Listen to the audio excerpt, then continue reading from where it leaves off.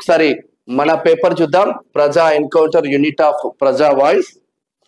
ఇక్కడ మన తెలంగాణ జాతిపిత ప్రొఫెసర్ జయశంకర్ సార్, ఇది ప్రజా వాయిస్. భారత్ పాక్ కాల్పుల విరమణ, దెబ్బకు దిమ్మ తిరిగిన పాక్, నడ్డి విరిగి నిలబడలేని దుస్థితి, ఉగ్రదాడిని యుద్ధ చర్యగానే పరిగణిస్తామని భారత్ హెచ్చరిక.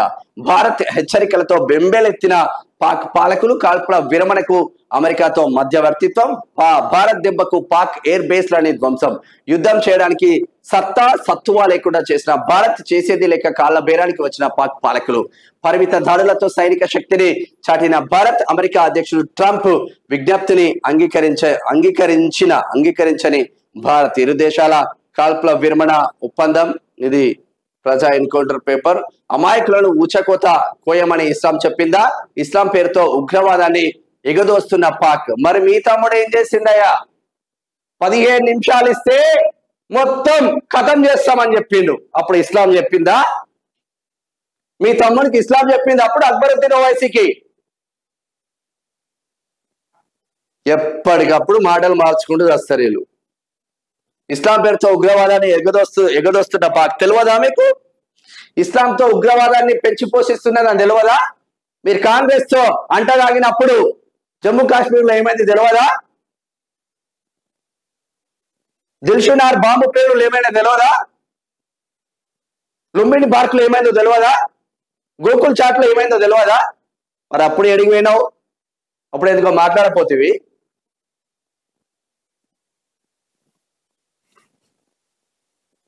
సరిహద్దుల్లో కాల్పులు, బిఎస్ఎఫ్ ఎస్ఐ వీరమరణం.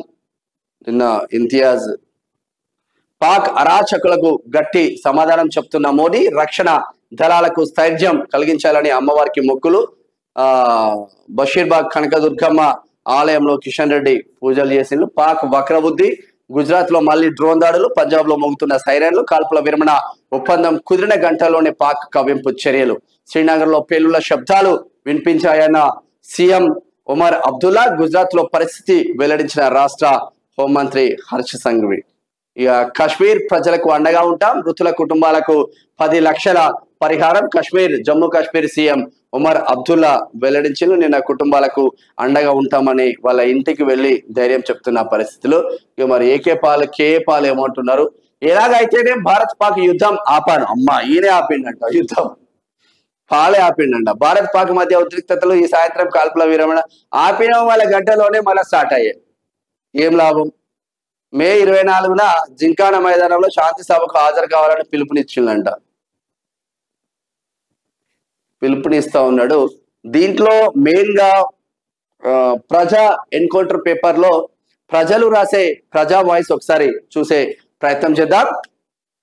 నేను పార్టీల పొగడ్తల కోసం రాస్తే నాది వార్తెందుకైతదిరా, కందకంలో కంపు కాదా, నేను నిన్ను పొగుడుతూ జొల్లు కూతలు రాస్తూ పోతుంటే నేను కలం పట్టిన జర్నలిస్టుని ఎందుకైతారా, కంచర గాడిదను కానా, నక్కి నక్కి వంగి వంగి నీ ముఖాల కింద దూరిపోయి నీ సంకలు నాకితే జనాల కోసం రాసే నా కలం రేపటి పొద్దున నన్ను వేయదనుకున్నావా, నాయకుడి పంచజేరి నాయకుడి చుట్టూ చెక్క బదిన చేసుకుంటూ నాయకుడి వేసే ఎంగిలి మెతుకులకు ఆశపడే మార్పే నా మనుగడ అనుకున్న నన్ను చూసి నా కలం కన్నీరు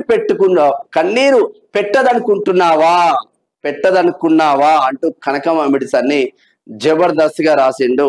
అంటే ఈ జోకుడు వార్తలు, నాయకులకు వంగి వంగి దండాలు పెట్టి జర్నలిజం ముసుగులో రాజకీయం చేసుకుంటూ ఆ లీడర్ ఏం చేసినా కూడా అదే గొప్ప అని చాలా మంది జర్నలిస్టులు రాస్తా ఉంటారు.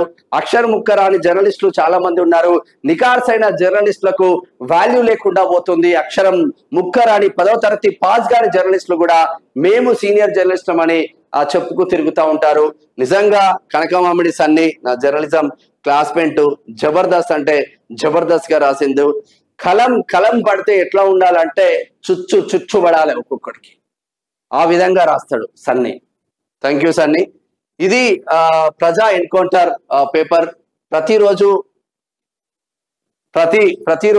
ఇటు ఈనాడు కావచ్చు, ఆంధ్రజ్యోతి కావచ్చు, వెలుగు కావచ్చు, ప్రజా ఎన్కౌంటర్ కావచ్చు, నెక్స్ట్ దిశ పేపర్, నమస్తే తెలంగాణ పేపర్ కూడా యాడ్ కాబోతుంది. కొన్ని చిన్న టెక్నికల్ ఇష్యూస్ ద్వారా అవి తీసుకోవట్లేదు మనకు చిన్న ఇంకా కొన్ని ఐటమ్స్